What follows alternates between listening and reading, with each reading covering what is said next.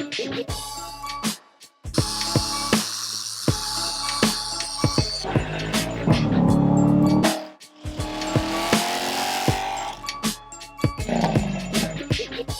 guys, we got this Chevy 2500 all prepped out behind us, clayed, deconned with the iron remover, you know, every step.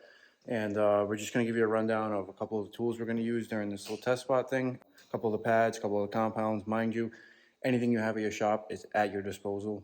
I'm going to use stuff that I know works pretty good with this paint. You'll kind of develop a Rolodex in your head of what pads work with what compounds, vice versa.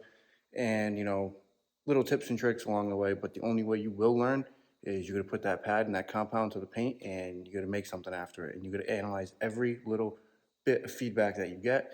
And if you're not taking that feedback and you're not doing anything with it, you're wasting your time. It's trial and error with this. And no two paints are the same. They might be similar, but they're not the same. So this is the importance of doing a test spot, and let's get after it. Down in today's machines, we got the DeWalt rotary, DW849X or something like that. Griots, Boss G21 long throw, 5-inch pad. And we got the Griots G9 random orbital, mostly for the finish. All right, guys, so we got the correction light all set up over here, and we're working on the driver's side fender. And as you can see, it's got a lot of marks in it. I do have all the shop lights on right now. If I was going to actually be doing a full-blown paint correction on this, I would kick off all the lights. I would just run these Spectrum 5000 Kelvin correction lights. This way I can actually see what I'm doing, and when I do pull it outside, when it's all finished, I'm not shocked that I missed defects, because all these LED lights around the shop will kind of hide some defects and everything. That's why you always see me, you know, crouching from all different angles, looking at this way, that way, lights off, panel wipe, you know. Want to be sure when you pull it out in the sun, it's going to look better than when it leaves in here, because inside of here with my current setup, vehicles look worse than they'll ever look outside. So this particular customer kind of wants this thing perfect. I had to explain to him, in order to get this thing perfect, we'd have to sand the entire thing. I quoted him a price he did not like. Understandably, it is a work truck. So we're going to go with a two-step. That's what we decided upon.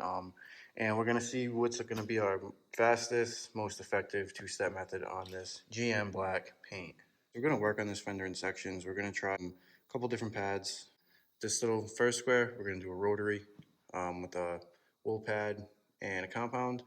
This little square, we'll do a heavy cut microfiber pad. Then we'll do another microfiber pad, and then we'll try a wool, maybe on the door. You know, we just want to give ourselves one slate of all compound. That way, when we go to polish it, I know my polish recipe. I want to see what's going to be the fastest to get out all of our marring that we're about to induce. But we're going to get rid of some defects in the process, so just hang tight. Guys, quick little rundown of the compounds, polishes, and stuff we're going to try. So right now we have Sonic's Ultimate Cut. Not my favorite compound, but I'm going to try it with Perfect Finish. My go-to compound as far as for a DA, Fast Correcting Cream.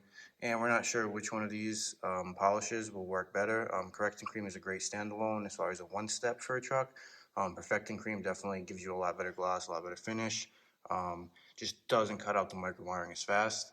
We're also going to use M100 on the rotary, and we'll be combining that with this Lake Country low lamb's wool pad. Griots microfiber, Griots wool, Roop's DA fine polish pad, or polishing pad, might not be the fine one, and then an Oberk yellow one-step pad. And this pad works really good with Correcting Cream, FYI. 100 Lake Country low lint lamb's wool pad. Throw a little bit of sauce up on our pad. This stuff does work pretty good, and just make sure we're on 600 and stuff.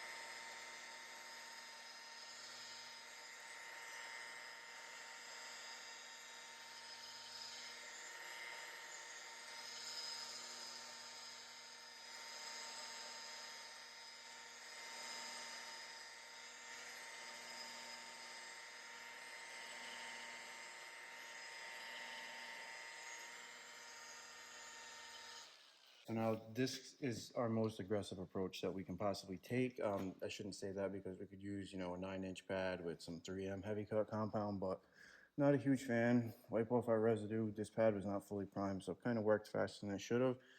But as you can see, we did induce a lot of holograms, but if you look beneath the holograms, you can see there's not many defects present. If we move over there. And if you're new to the channel, I panel wipe everything. This is just 90% ISO, mix 70-30 with distilled water. Let it sit.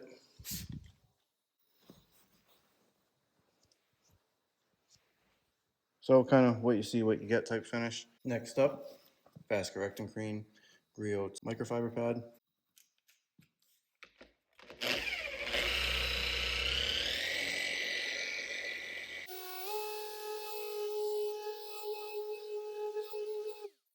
It's kind of a small section to work in, so it is going to be a little chore to wipe off, I promise you. If you use this stuff, it wipes off like nothing. And as you can see, we have a pretty good defect-free surface. We have our holograms from M100 in the rotary. And then we still got some worked areas, so. All right, so head to head, I'm going with Griot's right now compared to this, and then compared to this. So rotary might be too aggressive. All right, so next up, Griot's Fast Correcting Cream G21 paired with the Griot's wool cutting pad.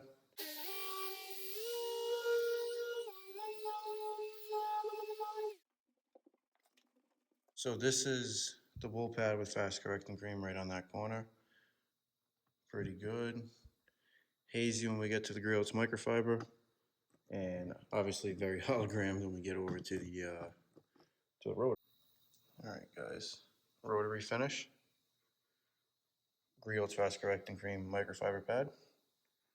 And then our winner right here, if we can focus, is the Griot's wool pad.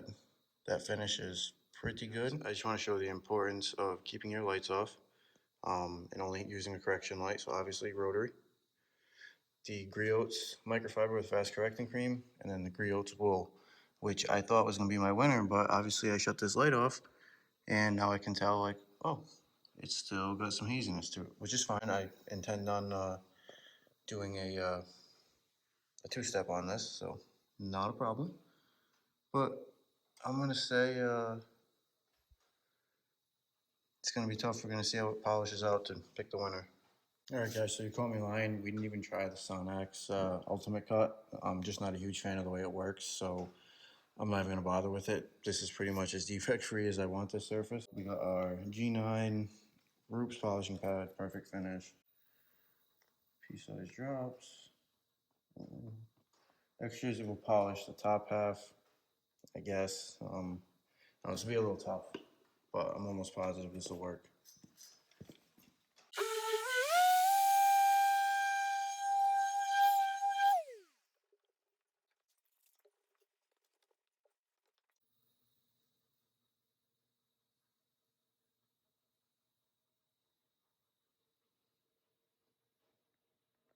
All right, guys, so I know I didn't go into crazy deep detail of, what products to use, which is totally situational, what you have in your shop, and so on and so forth. But I just kind of think I proved my point on the importance of doing a test spot. After seeing the results I got, I could have went after this thing with the rotary right away. Not screwed myself, but put a lot of holograms in it for no reason. Just another thing you got to overlook or look at and double check, make sure you didn't screw it up, leave holograms in your polishing face, because once again, it's a tiny little test spot and still got this whole truck to go. I probably will still have to rotary these spots. Regardless, so pretty much everything you have in your shop, use your disposable pads, compounds, anything you have, different machines, different speeds, different pressures, all these are variables that you control. So the ball's in your court. The test spot just ensures that you're not halfway through the truck and then you're like, oh, well, let me try this. And then you find out that that second recipe works way better than your first recipe. So I'm going to go to sleep. Obviously, I'm going to go home first, but it's like 9 o'clock on a Sunday. I want to get this thing prepped out, interior done. That way, when I come in on Monday morning, I got a plan of attack. I got a test spot done. I know exactly what I need. There's no guesswork. I'm going to come in. I am going to hammer this thing out. And I mean hammer, I'm going to slay this pig.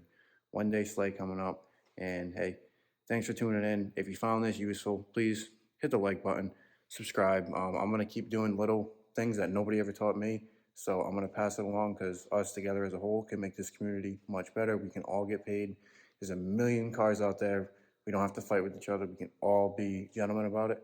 And an educated market is a better market. Educated consumers, better consumers. So I'm just rambling at this point. Please like, comment, share, subscribe. I'll see you guys in the next one. Have a good one.